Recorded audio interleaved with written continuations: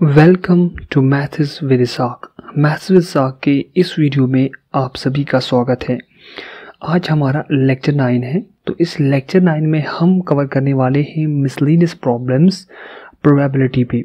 तो इससे पहले हमने 8 लेक्चर्स जो है प्रोबेबिलिटी पे कवर किए हैं, जो कि प्रोबेबिलिटी के पर्सपेक्टिव में 95% ऑफ सिलेबस को कवर करता है। ठीक है, तो अगर आपने इन वीडियोस को अभी तक नहीं देखा है तो डिस्क्रिप्शन में जाके उनकी लिंक्स पे आप जाके उन वीडियोस को देख सकते हैं। तो इस लेक्चर में हम असल में क्या करने वाले हैं, जो टॉपिक्स है ना प्रोबेबिलिटी में, उन टॉपिक्स को हमने कवर किया है। लेकिन एग्ज़ाम में कभी कभी ऐसे क्वेश्चंस पूछे जाते हैं जो डे टू डे लाइफ में जो है के रिलेटेड होते हैं, और इनको हम प्रोबेबिलिटी के अंदर कैसे जो है सॉल्व करते हैं, उन प्रॉब्लम्स को हम यहाँ पर देखेंगे।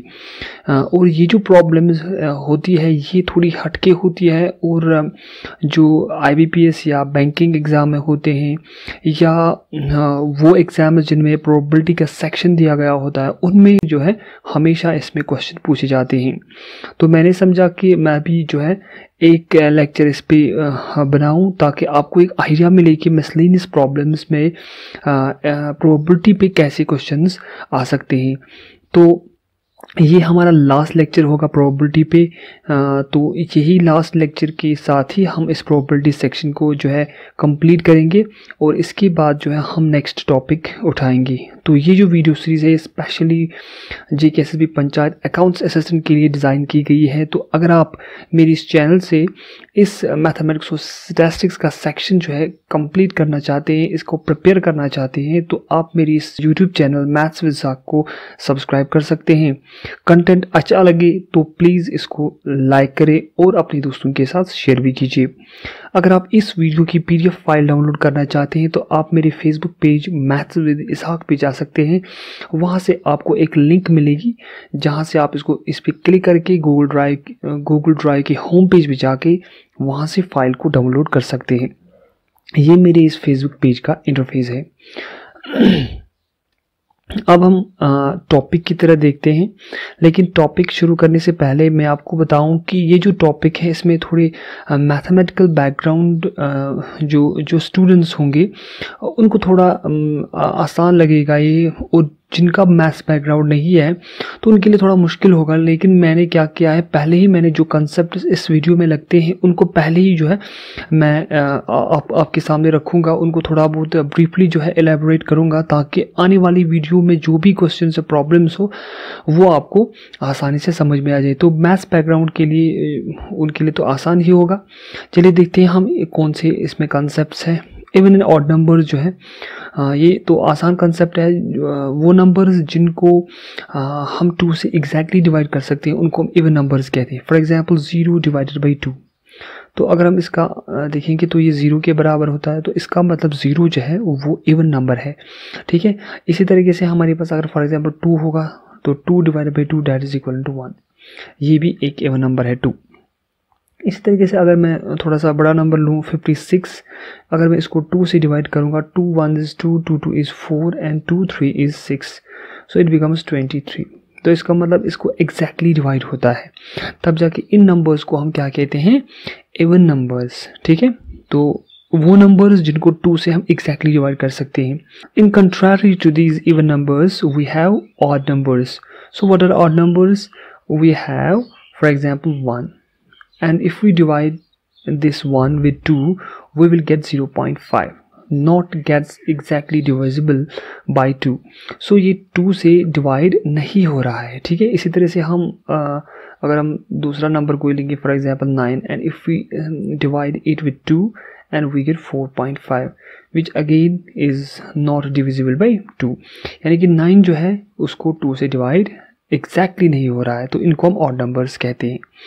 चलिए, तो यहाँ से हमारे पास है लीप ईयर। ठीक है, तो लीप ईयर क्या होता है लीप ईयर? तो लीप ईयर में हमारे पास ये होता है कि इसमें 366 डेज होते हैं। ठीक है, तो इस 366 डेज में हमारे पास 52 वीक्स आएंगे फिर, और प्लस में हमारे पास 2 डेज आएंगे। तो लीप ईयर वो होते हैं जिनमें 366 डेज आते हैं। ठीक है, अब है मल्टीपल ऑफ अ नंबर। तो मल्टीपल ऑफ अ नंबर क्या होता है? फॉर एग्जांपल अगर मेरे पास कोई नंबर 3 है तो अगर मैं इसकी मल्टीपल्स लिखूं, so it becomes 3 and then 6 then 9 then 12 and so on. ठीक है, जैसे कि हम बचपन में करते थे टेबल्स को याद, तो 3 का टेबल है, 4 का टेबल है, तो वो जो टेबल्स होती है ना वो मल्टीपल्स होती है उस नंबर की, पर्टिकुलर नंबर की। इस तरह से हमारे पास कॉम्बिनेशंस और सीटिंग अरेंजमेंट्स, इसको हम एक ही से लिख सकते हैं। यहाँ प्रोबेबिलिटी में हालांकि ये अलग अलग कंसेप्ट्स हैं, और ये जो कॉम्बिनेशंस का जो ये जो टॉपिक है ये बहुत ही वास्ट टॉपिक है, इसको मैं डिफाइन तो ऐसे नहीं कर सकता, लेकिन मैं एक आइडिया दे सकता हूँ आपको, और ये बहुत ही इम्पॉर्टेंट है अगर हम प्रोबेबिलिटी में देखेंगे। अगर आप चाहते हो कि मैं इस पर सेपरेट वीडियो बनाऊँ तो आप कमेंट करके मुझे बता सकते हैं, तो मैं इस पर सेपरेट वीडियो बनाऊँगा। तो कॉम्बिनेशन मतलब क्या होता है कि फॉर एग्जाम्पल हमारे पास 3 पर्सन्स हैं, ठीक है, तो इनको मुझे क्या करना है, इन 3 पोजीशंस पे मुझे इनको बिठाना है। ठीक है, तो कितनी पॉसिबिलिटीज़ हैं कि मैं इन 3 बंदों को यहाँ से बिठा सकता हूँ, तो वो होता है 3 फैक्टोरियल। तो इसी कॉम्बिनेशंस में जो है हम प्रोबेबिलिटी में देख सकते हैं कि कितनी पॉसिबिलिटीज़ होती हैं। ठीक है, तो वो चीज़ें हम प्रोबेबिलिटी में हमने पढ़ा है, और इस वीडियो लेक्चर में भी हम आगे देखेंगे।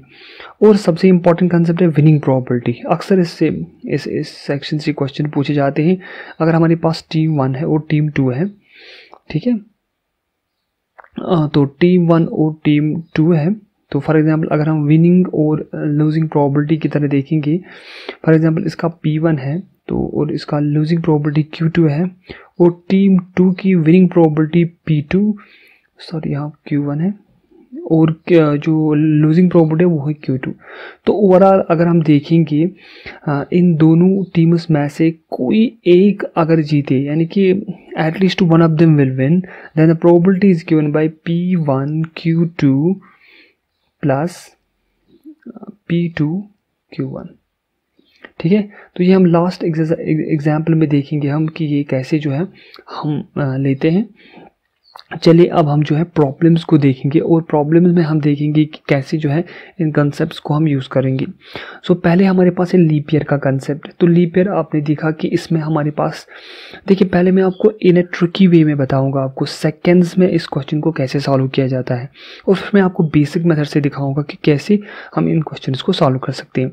हमारे पास 52 वीक्स होते हैं और 2 डेज होते हैं। ठीक है, तो इन 2 डेज में हमारे पास पॉसिबिलिटीज़ बनती है। प्रोबेबिलिटी निकालनी है हमें 52 डेज़ की, यानी कि हमें देखना है अगर लीप ईयर आता है तो इसमें 52 जो है, अगर वीक्स आते हैं तो 52 संडेज़ पॉसिबल है ना। जब वीक्स है तो 52 संडेज़ भी आ जाएंगी इसमें। ठीक है, तो यहाँ से 2 डेज़ में हमारे पास बहुत सारी कॉम्बिनेशंस बनेगी। फॉर एग्जांपल अगर हम संडे का लेंगे तो यहाँ से संडे फिर आ जाएगा मंडे। ठीक है, इसी तरीके से मंडे ट्यूसडे, इसी तरीके से ट्यूसडे वेडनेसडे, इसी तरीके से वेडनेसडे थर्सडे, इसी तरीके से थर्सडे फ्राइडे, इसी तरीके से फ्राइडे और सैटरडे। ठीक है, और इसी तरह से सैटरडे और सॉरी यहाँ से सैटरडे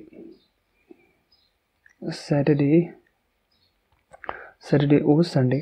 ठीक है, तो ये सारे जो कॉम्बिनेशन मैंने यहाँ पर लिखे हैं 1 2 3 4 5 6 और 7 कॉम्बिनेशन ऐसे पॉसिबल है इन 2 डेज़ के पर्सपेक्टिव में।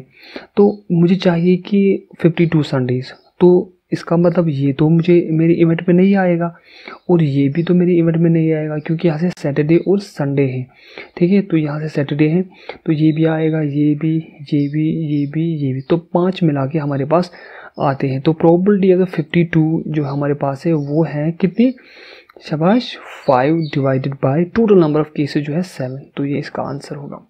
अब देखिए मैं इसको डिफरेंट वे में इसको करूँगा। 53 संडेज़ की प्रोबेबिलिटी मैं निकालूंगा, फिर जाके मैं 52 संडेज़ को निकालूंगा। ठीक है, वो है बेसिक मेथड। चलिए अब हम उसी मेथड से इसको समझाते हैं। तो मैंने एग्जाम पर्सपेक्टिव में आपको कहा कि कैसे इस क्वेश्चन को सॉल्व करना है। तो यहाँ से आप देख सकते हैं कि एक लीप ईयर में हमारे पास 52 संडेज होते हैं या 53 संडेज हो सकते हैं। तो लीप ईयर में हमारे पास 366 डेज होते हैं, जिनमें 52 कंप्लीट वीक्स होते हैं और 2 रिमेनिंग डेज होते हैं। तो यहाँ से हमारे पास कॉम्बिनेशन आती है 52 संडेज, संडे, मंडे, ठीक है। तो जो 2 डेज हमारे पास रिमेनिंग होते हैं ना, उनकी कॉम्बिनेशन यहाँ पर है Sunday, Saturday, Sunday, Sunday, Monday, यहाँ से मंडे, ट्यूसडे, जैसे कि मैंने अभी आपको कहा, ये 7 पॉसिबिलिटीज़ हैं। तो मैं क्या करूँगा, मैं 53 संडेज़ की प्रोबेबिलिटी पहले निकालूंगा। तो मतलब मुझे क्या चाहिए, मुझे संडे चाहिए, वो केसेस मुझे लेने हैं जिनमें संडे है। तो वो तो बिल्कुल पहले ही 2 है, एक तो ये है और दूसरी ये है, यानी कि ये और ये, ठीक है। तो इन दोनों को मुझे लेना है। जब मैं इन दोनों को ले जाऊंगा तब जाके मेरे पास नंबर ऑफ आउटकम्स कितने हैं, 2, ठीक है। और total number of sample specimens कितने हैं, 7। तो इसकी प्रोबेबिलिटी निकलती है 2/7, ठीक है। तो ये किसकी प्रोबेबिलिटी है कि हमारे पास 53 संडेज आ जाए, ठीक है। अब देखिए इंपॉर्टेंट कंसेप्ट यहाँ पर पड़ता है। अगर यहाँ पर आप देखोगे मेरे पास एक इवेंट E1 है, ठीक है। इसकी प्रोबेबिलिटी है प्रोबेबिलिटी ऑफ E1, ठीक है। और इसकी कंट्रारी में हमारे पास इवेंट E1 है, इस कंट्रारी टू इवेंट E1 हमारे पास दूसरी इवेंट E2 है, ठीक है। इसकी प्रोबेबिलिटी कितनी है, P ऑफ E2। तब जाके हमारे पास क्या होता है कि probability of E1 plus probability of E2 is equal to 1। यानी कि अगर हमारे पास इवेंट E1 है, ठीक है, और दूसरी इवेंट जो हमारे पास है वो है E2, ठीक है। इसकी प्रोबेबिलिटी और इसकी प्रोबेबिलिटी को जब हम ऐड करेंगे तब जाके 1 निकलेगा। लेकिन ये जो इवेंट्स जो है ना, ये कंट्रारी होने चाहिए, ऑपोजिट होने चाहिए एक दूसरे की। मतलब अगर ये विन कर रहा है तो ये लॉस होना चाहिए। इस तरह से अगर ये फॉर एग्जांपल अगर टॉस में हेड आ जाता है तो ऐसे ऐसे करके ये ऑपोजिट में होनी चाहिए। तो यहाँ से अगर हम देखेंगे वो कंसेप्ट को यूज़ करके तो हमारे पास संडेज 52 संडेज प्लस 53 संडेज, यानी कि मेरे कहने का मतलब यहाँ पर या तो 52 हो सकता है या तो 53। इसको हम E1 नाम रखेंगे और इसको हम नाम रखेंगे E2। तो इनकी प्रोबेबिलिटीज़ को जब हम ऐड करेंगे तब जाके हमारे पास 1 निकलेगा, ठीक है। तो इसका मतलब यही है कि मैं अब क्या करूँगा, 53 संडेज की प्रोबेबिलिटी तो मैं पहले निकाल चुका हूँ, तो इसको मैं यहाँ से शिफ्ट करूँगा, ये बन जाएगा माइनस, ठीक है। और वो मैंने यहाँ पर लिखा है। अब मैं इसका वैल्यू जो है यहाँ पर देता हूँ, तो 1 - 2 / 7, जो कि मैंने पहले ही लिखा है, ठीक है। सो 2 / 7, 1 सेकेंड, 2 / 7, ठीक है। तो इसको मैं यहाँ से क्रॉस मल्टीप्लिकेशन करके इसको सॉल्व करूँगा। 7 - 2 दैट इज़ 5 / 7, इसका आंसर निकलेगा, ठीक है, जैसे कि मैंने यहाँ पर किया है। तो 5 / 7 इसका करेक्ट आंसर है। तो आपने देखा कि बेसिक मेथड से ये थोड़ा लॉन्ग हो जाता है, लेकिन क्योंकि एग्ज़ाम में जब हम ट्रिकी वे में जाएंगे तब जो ट्रिक है ना काम नहीं करती है, बेसिक मेथड ही काम करता है। और याद रखना कि बेसिक मेथड से ही ट्रिक निकलती है। अगर आप इस क्वेश्चन को गौर से सुनोगे और गौर से देखोगे तब जाके आपको ये अंदाज़ा हो जाएगा कि जो पहले हमने क्वेश्चन किया था ना, वो इसी क्वेश्चन से निकला था। लेकिन हमने जो है हमारे दिमाग में एक कंसेप्ट क्लियर हुआ था, ठीक है। यानी कि मेरे दिमाग में पहले से ही कंसेप्ट क्लियर हुआ था, इसलिए मैंने इसको सेकंड्स में सॉल्व किया। जब आप भी 1-2 बार रिवीजन करोगे तो आपके दिमाग में भी ऐसे कंसेप्ट्स खुद ही क्रिएट हो जाएंगे और आप एग्ज़ाम में क्वेश्चंस को बड़ी तेज़ रफ्तार के साथ सॉल्व कर पाओगे। अब हमारे पास जो प्रॉब्लम 2 है, उस प्रॉब्लम 2 में हम देखेंगे कि हमारे पास अब कंडीशन क्या है। 5 डिजिट हमें जो है नंबर को यहाँ से क्रिएट करना है कि नंबर से 1 2 3 4 5 ये हमारे पास नंबर्स है, लेकिन रेपिटेशन अलाउड नहीं है। यानी कि हमें नंबर्स को रिपीट नहीं करना है। फॉर एग्जांपल ऐसे 1 1 1 1 1 ये भी 5 डिजिट नंबर है, ठीक है, लेकिन हमें ऐसे नंबर्स को नहीं लेना है, ठीक है, हमें ऐसे नंबर्स को नहीं लेना है। चलिए, so what is the probability that the number is formed is a multiple of 4। यानी कि पहले तो वो इवन नंबर होना चाहिए क्योंकि मल्टीपल ऑफ 4 है, ठीक है। तो यहाँ से आपको देखना है कि कौन सा नंबर जो है 4 का मल्टीपल होता है। फॉर एग्जाम्पल मैं कोई रैंडमली कोई नंबर चूज़ करता हूँ, फॉर एग्जाम्पल 2 5 1 6, इसको मैं 4 से डिवाइड करता हूँ। So it is 4 1 is 4, 4 6 is 24, यहाँ से बचा 1 बना 11, 4 3 is 12, बचा 3 बना 36, 4 9 is 36। तो इसको एग्जैक्टली डिवाइड हो गया 4 से। चलिए यहाँ से मैं दूसरे नंबर को भी करता हूँ। For example 9228। ठीक है, ठीक है। तो चलो मैं इसको भी 4 से डिवाइड करता हूँ। 4 1 is 4, 4 2 is 8, बचा 1 बना 12, 4 3 is 12। ठीक है, अब यहाँ से 28 आ गया। ठीक है, इसको मैं 2 को तो नहीं कर सकता, 28 को मुझे इकट्ठे लेना पड़ेगा, तो यहाँ से 0 आ जाएगा। 4 7 is 28, तो इसको भी डिवाइड हो गया। तो क्यों यहाँ से क्यों इन दोनों नंबर जो मैंने रैंडमली चूज़ किए हैं इनको क्यों डिवाइड हुआ?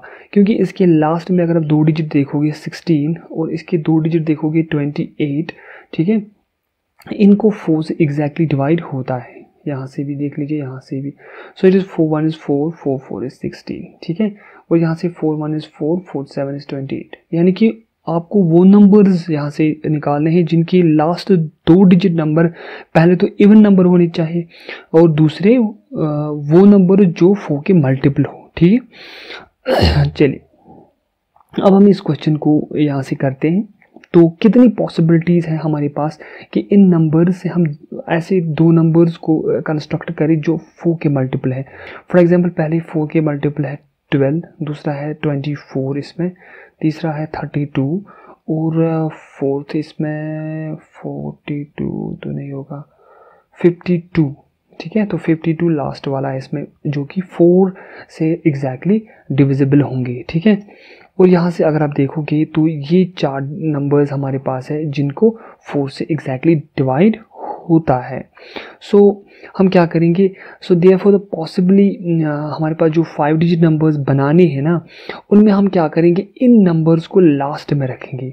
ठीक है, जैसे कि मैंने यहाँ पर किया है, देखो ये मैंने 12 यहाँ पर लिखा है और ये पोजीशन, ये पोजीशन, ये पोजीशन, इनमें से मुझे फिल करने हैं कौन से नंबर्स अब, यानी कि मुझे करना है 3 4 और 5। ये 3 है तो इनकी कॉम्बिनेशन क्या बनेगी, क्योंकि ये 3 है तो 3 की पॉसिबिलिटीज़ बनेगी 3 फैक्टोरियल। 3 फैक्टोरियल का मतलब 3 × 2 × 1 दैट इज इक्वल टू 6। ठीक है, तो 6 पॉसिबिलिटीज़ हमारे पास यहाँ से पॉसिबल हो जाती है जब हम 12 को पीछे रखते हैं। ठीक है, तो इसी तरीके से जब हम 24 को रखेंगे पीछे तो वहाँ से भी हमारे पास कितनी पॉसिबिलिटीज़ आ जाएंगी, 6 पॉसिबिलिटीज़।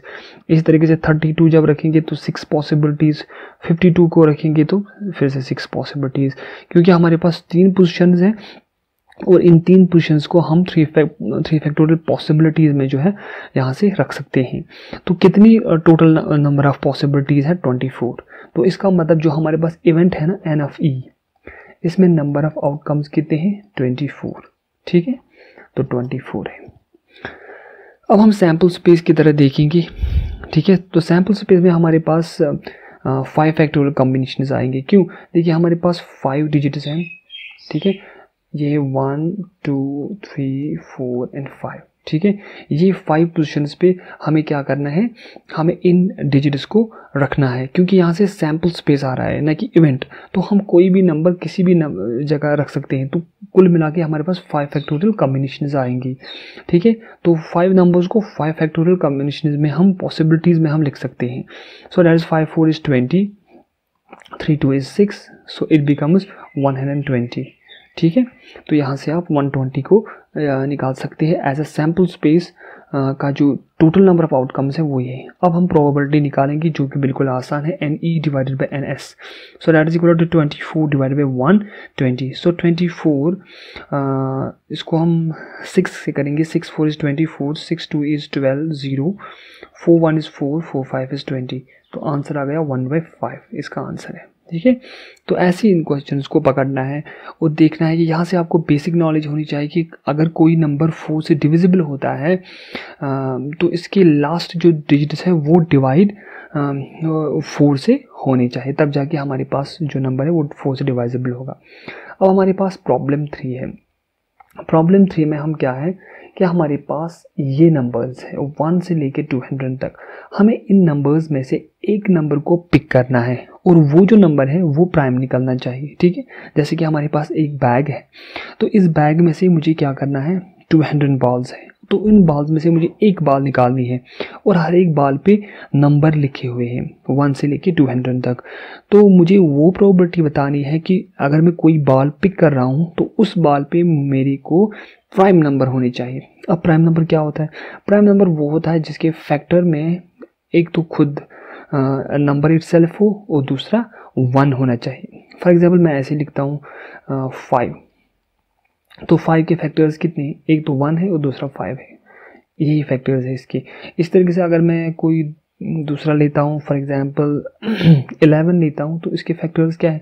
1 और 11, ठीक है, 1 और 11। इस तरीके से अगर मैं 4 लेता हूँ तो इसके फैक्टर्स क्या है? 1 है, 2 है, 4 है इसके फैक्टर्स। तो ये हमारे पास प्राइम फैक्टर, प्राइम नंबर नहीं है, ठीक है। तो प्राइम नंबर ये नहीं है, प्राइम नंबर यही है, 5, 11, 2 है, ठीक है। चलिए अब हम देखते हैं कि हमारे पास जो नंबर्स है वो है 1 से लेके 200 तक। तो हमें क्या करने हैं? हमें बस प्राइम नंबर्स को देखना है, 1 से लेके 200 तक कितनी प्राइम नंबर्स आ सकते हैं। तो 1 से लेके 100 तक जो है हमें पता है कि कितने नंबर्स है, वो है 25। तो 1 से लेके 100 तक 25 प्राइम नंबर्स होते हैं। लेकिन मसला है कि 101 से लेके 200 तक कितने प्राइम नंबर्स हो सकते हैं, वो मैंने यहाँ पर लिखे 101, 3, 7, 9, 13, 27, so on so forth up to 199। तो ये कुल मिला के हमारे पास कितने आ जाते हैं? 20, ठीक है। तो कुल मिला के हमारे पास कितने आ गए? अब पहले थी 25, अब है 20, तो आ गई 45, ठीक है। तो हमारे पास 45 प्राइम नंबर्स है। अब 45 प्राइम नंबर्स की प्रोबेबिलिटी निकालनी है हमें, वो तो बिल्कुल आसान है। अब जब 45 हमारे पास इवेंट में आ गई और सैम्पल स्पेस में हमारे पास कितने नंबर्स है? 200। तो डिवाइड करना है किससे? 45 को 200 से डिवाइड करना है। तो 5 9 इज 45, 5 4 इज 20, 0। तो आंसर आ गया 9 डिवाइडेड बाई 40, इसका करेक्ट आंसर है, ठीक। अब हम नेक्स्ट प्रॉब्लम की तरह देखते हैं और देखते हैं हमारे पास नेक्स्ट प्रॉब्लम जो है वो क्या है। तो हमारे पास क्या है? 4 बॉयज़ एंड 3 गर्ल्स है। ये इंटरव्यू के लिए जा रहे हैं, तो 7 पार्टिसिपेंट्स हमारे लिए हैं और हमें प्रोबेबिलिटी ये बतानी है कि ये जो 7 जो पार्टिसिपेंट्स हैं क्या प्रोबेबिलिटी है कि ये अल्टरनेट पोजीशंस पे बैठेंगे। फॉर एग्जांपल मेरे पास ये 7 पोजीशंस है, 3, 4, 5, 6 एंड 7। तो ये 7 है। तो मैं यहाँ से बॉय को पकड़ता हूँ, यहाँ से भी बॉय और यहाँ से भी बॉय और यहाँ से भी बॉय। अब बचे कितनी? Girls, girls, girls. तो यहाँ से हम मेरे पास जो है ऑल्टरनेट पोजीशंस को मैंने यहाँ से देखा है। तो कितनी यहाँ से बॉयज़ की पोजीशंस बनती है? वो 4 है, 1, 2, 3 एंड 4। तो 4 बॉयज़ है, 4 फैक्टोरियल कॉम्बिनेशंस बनेंगी। इस तरह से गर्ल, गर्ल एंड गर्ल, ठीक है। तो कितनी कॉम्बिनेशंस बनेगी? 3 फैक्टोरियल कॉम्बिनेशंस बनेगी। कुल मिला के 3 फैक्टोरियल। तो कुल मिला के कितनी पार्टिसिपेंट्स हैं? 7 फैक्टोरियल। तो 7 फैक्टोरियल बना। तो 4 फैक्टोरियल ऐसे हम लिखेंगे divided by 3 factorial divided by 7 factorial. तो इसको मैं लिखूंगा 7 × 6 × 5 × 4 फैक्टोरियल। 4 फैक्टोरियल 4 फैक्टोरियल गया कैंसिल। 3 फैक्टोरियल का मतलब है 3 × 2 दैट इज 6। तो 6 ये भी कैंसिल हुआ। तो ऊपर बचा 1 डिवाइडेड बाई 7, 5 इज 35, इसका आंसर, ठीक है। तो कितनी सिंपली मैंने इसको 1 सेकंड में सॉल्व किया इसको, ठीक है। तो आपको भी ऐसे ही करना है, बस क्वेश्चंस को देखना है, उस प्रॉब्लम्स को खुद ही सॉल्व करना है, तब जाके आपको एग्ज़ाम में भी अच्छी तरीके से क्वेश्चंस आएंगे। चलिए अब हम इसको बेसिक मेथड से अच्छी तरीके से करते हैं। तो हमारे पास जो सैम्पल स्पेस है ना वो n of s that is equal to 7 factorial, क्योंकि हमारे पास 7 पार्टिसिपेंट्स है, ठीक है, 7 पार्टिसिपेंट्स है इसीलिए। अब हम जो हमारे पास जो पोजीशंस है ना बॉयज़ एंड गर्ल्स की, वो मैंने यहाँ पर पिक्टोरियली आपके पास रखी है। तो ये हमारे पास पोजीशंस है बॉयज़ एंड गर्ल्स की। तो 7 पोजीशंस है और गर्ल्स की यहाँ से यहाँ तक, ठीक है। तो 3 पोजीशंस है तो 3 फैक्टोरियल आ जाएगा और बॉयज़ की है 4 फैक्टोरियल आ जाएगा। तो नंबर ऑफ इवेंट्स जो है वो 4 फैक्टोरियल इंटू 3 फैक्टोरियल आ जाएगा, ठीक है। अब प्रोबेबिलिटी क्या हो जाएगा? n of e divided by n of s। तो इसको हम सॉल्व जब करेंगे तो यहाँ से आप देख लीजिए 4 factorial into 3 factorial divided by, तो ये 4 फैक्टोरियल कैंसिल हो जाता है। अब 3 फैक्टोरियल डिवाइडेड बाई ये बचा। अब 3 फैक्टोरियल को यहाँ से जो है हम इसको सॉल्व करेंगे तो ये 6 बन जाएगा, तो 6 और 6 कैंसिल हो जाएगा। सो 1 divided by 7 into 5 that is 35 इसका आंसर होगा। ठीक है, तो एलाबरेट करके थोड़ा टाइम लगता है, लेकिन जब आपकी कैलकुलेशन फास्ट हो जाएगी तो ये सब करना आपको नहीं है। तो आपको पहले जो मैंने कहा ऐसे ही करना है, लेकिन मेथड जो है पता होना चाहिए। हमारे पास फिफ्थ प्रॉब्लम है। फिफ्थ प्रॉब्लम हमारे पास कहती है कि 5 लेटर वर्ड हमारे पास कंस्ट्रक्ट करना है। किन वर्ड से? TKAGE से। तो क्या करना है कि हमें प्रोबेबिलिटी निकालने, जो आप वर्ड बना रहे हो उस वर्ड में जो वोवेल्स है ना वो टुगेदर होनी चाहिए, यानी कि A और E जो है ये टुगेदर होनी चाहिए। तो क्या करूँ मैं, यहाँ से आप देख लीजिए ये मेरे पास 4 पोजीशन। फॉर एग्जांपल मैं यहाँ से A और E को लिखता हूँ, जो भी वर्ड यहाँ आ जाएगा, यहाँ से एक नंबर लेटर आ जाएगा, वो यहाँ से दूसरा और यहाँ से तीसरा। अब मुझे देखना है कि कितनी कॉम्बिनेशन हो सकती है। देखिए पहले तो ये हमारे पास 3 है, ठीक है।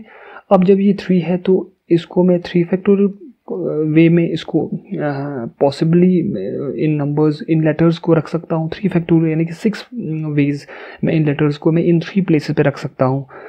और ये जो AE है ना, तो इसको मैं आपस में जो है इंटरचेंज करके यहाँ से 2 फैक्टोरियल जो है 2 फैक्टोरियल पॉसिबिलिटीज़ है, ठीक है। या तो मैं AE लिख सकता हूँ या तो मैं EA लिख सकता हूँ, यानी कि 2 वेज। 2 फैक्टोरियल का मतलब 2 into 1 दैट इज 2। लेकिन यहाँ से एक प्रॉब्लम है कि हमें क्वेश्चन में ये नहीं दिया गया है कि AE जो है क्या ये लास्ट में है। ऐसे फॉर एग्जांपल मैं ऐसे लिखता हूँ, या तो AE यहाँ होगा, ठीक है, या तो AE यहाँ होगा, ठीक है, या तो AE यहाँ होगा, या तो लास्ट में AE यहाँ होगा।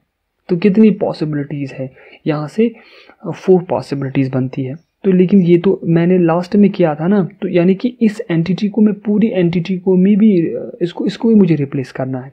तो यहाँ से मेरे पास 3 फैक्टोरियल पॉसिबिलिटीज़ थी, लेकिन मुझे क्या करना है, मुझे 3 नहीं लेना है, मुझे 4 फैक्टोरियल लेना है, क्योंकि ये एक एंटिटी है जिसमें 3 नंबर्स हैं और ये दूसरी एंटिटी है, ठीक है। ये कुल मिला के, क्योंकि इसमें हमें A और E को साथ साथ रखना है, इसलिए मैं इसको 6 फैक्टोरियल नहीं ले सकता, इसको मैं एक ही एंटिटी लेता हूँ। तो ये मेरे पास एक एंटिटी है, तो इनमें से हमारे पास 3 एंटिटीज़ है, तो 3 + 1 जो है हमारे पास 4 फैक्टोरियल बनते हैं। और फिर मल्टीप्लाई में आ जाएगा इसका 2 फैक्टोरियल, ठीक है। तो ये इसका जो है इवेंट में आ जाएगा। डिवाइड करेंगे number of total number of जो सैम्पल स्पेस में होंगी, 5 है तो 5 फैक्टोरियल से डिवाइड करेंगे, ठीक है। तो इसको लिखेंगे 4 factorial into 2 factorial divide by 5 factorial को लिखेंगे 5 इंटू 4 फैक्टोरियल, 4 फैक्टोरियल कैंसिल हो गया, तो 2 फैक्टोरियल का मतलब 2 डिवाइड बाई 5 इसका आंसर है, ठीक है। तो सिंपली मैंने इस सेक्शन में जो है इस पूरे क्वेश्चन को कंप्लीट किया है। आप भी जो है ऐसे कर सकते हो, लेकिन थोड़ी मेहनत की ज़रूरत है। चलिए हम बेसिक मेथड से इसको सॉल्व करते हैं। तो ये हमारे पास जो है नंबर्स हैं, तो पूरी डिटेल्स के साथ अब हम इस क्वेश्चन को देखते हैं। तो हमारे पास सैम्पल स्पेस में कितनी पॉसिबिलिटीज़ है, क्योंकि 5 है तो 5 फैक्टोरियल पॉसिबिलिटीज़ आ जाएगी, तो है 5 फैक्टोरियल। इसी तरीके से हमारे पास इवेंट E है, ठीक है। जब इवेंट E हमारे पास है तो इसमें हमें कहना है कि ये जो 5 नंबर्स हैं इनको मुझे क्या करना है, एक 5 लेटर वर्ड को जो कंस्ट्रक्ट करना है, लेकिन वोवेल जो है ना वो टुगेदर होनी चाहिए किसी भी पोजीशन पे, जैसे कि मैंने अभी आपको डिस्कस किया था। तो 5 लेटर्स में जैसे कि A और E जो है वो साथ साथ होनी चाहिए। इसी तरीके से हमारे पास जो नंबर ऑफ पॉसिबल केसेस जो है इवेंट में वो है 4 फैक्टोरियल इंटू 2 फैक्टोरियल। अब ये 4 फैक्टोरियल क्यों है ये आपको समझ में आ गया होगा, क्योंकि मैंने आपको पहले ही बताया, फिर भी मैंने यहाँ पर रीज़न दिया है, इसको आप एक बार पढ़ लीजिए। This is because as a 3 letters can be placed as a 3 factorial, but an entire entity AE can be replaced too. So there are 4 factorial ways to replace 3 letters and 1 entity of AE. Further, the positions of 2 vowel letters can be placed at 2 factorial positions. तो इसकी ये 2 factorial position पे हमारे पास जो vowels की है उसको हम रिप्लेस कर सकते हैं, प्लेस कर सकते हैं आपस में 2 फैक्टोरियल पोजिशंस पे। चलिए अब प्रोबेबिलिटी निकालनी आसान है। कैसे निकालेंगे, n of E divided by n of S।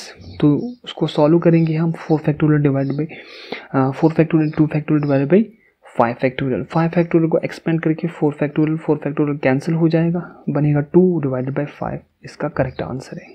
तो इसी तरह से हमारे पास जो है लास्ट प्रॉब्लम है कि हमारे पास 2 टीम्स हैं, तो इन 2 टीम्स में से मुझे क्या करना है, टीम 1 और टीम 2 की जो प्रॉबिलिटीज़ हैं, विनिंग प्रॉबिलिटी वो दी गई है, ठीक है। टीम 1 की प्रोबेबिलिटी है 2/7 एंड टीम 2 की प्रोबेबिलिटी है 3/5, ठीक है। तो मुझे क्या करना है कि मुझे प्रोबेबिलिटी निकालनी है कि इनमें से एक जो है जीत जाए, probability that one of them will win. तो ये तो मैंने पहले डिस्कस किया था, ट्रिकी है थोड़ा, फोकस कीजिए आप इसको। अब देखिए यहाँ से प्रोबेबिलिटी मुझे विनिंग की दी गई है, ठीक है, हमें लूजिंग प्रोबेबिलिटी नहीं दी गई। तो लूजिंग प्रोबेबिलिटी मैं आसानी से निकाल सकता हूँ, क्योंकि अगर प्रोबेबिलिटी विनिंग की ये है तो लूजिंग की क्या होगी, 1 - 2 डिवाइडेड बाई 7, पहले ही कहा था आपको, ठीक है, जब प्रॉब्लम 1 कर रहे थे, जब 53 संडेज को हम देख रहे थे, तो 1 - 2/7 दैट इज 5/7 लूजिंग प्रोबेबिलिटी है। So it means 5/7 losing probability है। इसी के बाद टीम 2 की तरह अगर हम देखेंगे तो इसकी विनिंग प्रोबेबिलिटी 3/5 है, तो लूजिंग प्रोबेबिलिटी में हम इसको -1 करेंगे तो 1 बन जाएगा 2 डिवाइडेड बाई 5, ठीक है। तो यहाँ से हमारे पास जो प्रोबेबिलिटी अब आती है वो है winning probability of 1 into losing probability of 2 plus winning probability of 2 into losing probability of 1। इसको नंबर्स यहाँ से वैल्यूज देंगे, सो बन जाएगा 2/7 इंटू 2/5, 3/5 इंटू 5/7, इसको कैलकुलेट करेंगे, बन जाएगा 4/35, 15/35। डिनोमिनेटर्स इनके सेम है तो इनको हम ऐड कर सकते हैं न्यूमिनेटर्स को, तो ये बन जाएगा 35 डिवाइडेड बाई 4 + 15, ऐसे 4 + 15 बना 19 डिवाइडेड बाई 35, इसका करेक्ट आंसर है। तो इसी के साथ हमारी जो प्रोबेबिलिटी का सेक्शन है वो कंप्लीट हो चुका है। तो इसके MCQs जो इम्पोर्टेंट MCQ वो मैं लाऊंगा, तो पहले हम जो है नेक्स्ट टॉपिक उठाएंगे, तो बीच में से मैं आपको MCQs भी करवाऊंगा। तो अगर आपको मेरी इस चैनल से फ़ायदा मिलता है तो मेरी इस चैनल को सब्सक्राइब कर सकते हैं, शेयर भी कर सकते हैं, लाइक भी कर सकते हैं, अपनी सजेशंस देने के लिए मेरे को कमेंट कर सकते हैं। तो आप मेरी वीडियोस को देखते हो, कमेंट करते हो, तो इसके लिए बहुत बहुत शुक्रिया। तो हम मिलते हैं अगले वीडियो में, तब तक के लिए अपना ख्याल रहिए, खुश रहिए, खुदा हाफिज़।